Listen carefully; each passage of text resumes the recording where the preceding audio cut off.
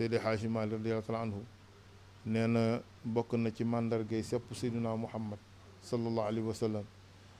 taazimuhu waltisaasu xiina taskuruhu xubbul quraani wa ashaabi lahu karam nee na bokk na ci bokk màndargay sopp Seydina Muhammad taazimuhu mooy màggal ko waltisaasu ak di bëgg waltisaasu ak di kontaan xiina taskuruhu saa yoo xam tudd nañu turu Seydina Muhammad sallallahu alayhi wa sallam nga bëgg yëg sa xol mbégte tabaarakallaahu ak bëgg alxuraan sopp alxuraan wa ashaabu lahu karam ak saxaabaam yu tedd yi nga xam ne ñooy boroomi teraanga kon nag wax dëgg yàlla waxtu bi jotee tabaarakallaahu Seydi Haaji Maalik yàlla wax ci alxuraan ni bu ngeen soppee yonent bi rek ma sopp leen nañu màggal juddoom ala azimoo leylal wilaati isbatan isa lam yakun naxwal xaraami udulu ala dama ni ala waawee azimoo màggal leen lu Seydi Haaji Maalik lan la ñuy màggal mu leylal wilaadati guddi juddu Seydina Muhammad sallallahu alayhi wa sallam ngir lan xisbatal ngir sàkku tuyaaba xisbatal ngir sàkku yiw waaye ne isa lam yakun ndem nekkul udulu di jàng naxwal xaraam jëm ci lu xaraam kon nag dañuy wax ne kuy raas gàmm ak kuy raas dem bokkul tabaarakallaahu te sunu cofeel ki yonent bi sallallahu alayhi wa sallam moom dañ koy renouveler ci bés bi daana wax ni ala hablal mawaddati jaddidiha fa fi tajdiidi naxyaa kulla xiinin ala dama ni hablal mawaddati bu mu kóllëre wala bu mu cofeel bu dox suñu diggante Seydina Muhammad sallallahu alayhi wa sallam rek waaye gaan jaddidiha nañ koy beesal fu mu toll fa fi tajdiidi nag nekk na ci beesal bu mu cofeel googu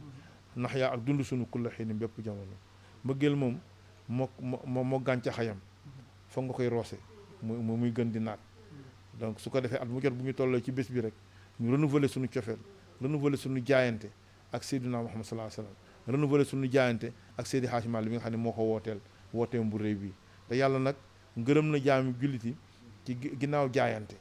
dafa am solo ndax yàlla keroog saxaaba yi ba ñu ñëwee fekk yoon sallallahu alayhi wa sallam ci suufu garab ga fekk ñu jógee xare mbir ma metti lool yonent bi sallallahu alayhi wa sallam toog xaar saxaaba yi ñoo fekk si ko ni ko ñoo jaayante renouveler seen engagement ak moom yàlla def ci déclaration bu rëy ni laqad radiyallahu anil muminina is yubayi'unaka taxta shajarati fa alima ma fi qulubihim fa anzala sakinata alayhim wa asaabahum fathan qariban yàlla nee na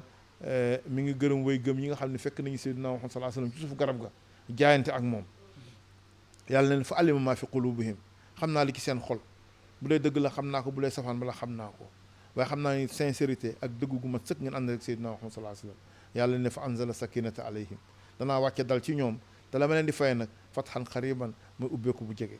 tabarakallahu kon nag moo tax fa tabarakallahu jaayante boobu nag Seydi Haaji Maalik woote ko ca Tiwaawan ñu ñëw jaayante ak moom ngir yàlla ak sopp mu sopp Seydina Muhammad sallallahu alayhi wasallam ñu soppale ko Seydina Muhammad sallallahu alayhi wasallam di ko màggale àndante ka ak moom yéen itam fa tabarakallahu ngeen ñëw jaayante kër gi ngir yàlla xam ak bés bi ngir yàlla ak sopp bi ngeen sopp Seydina Muhammad seeni kilifa yabal leen ngeen ñëw def effort bu toll nii dépenser seen alal ngir yàlla ak jëmmi sopp Seydina Muhammad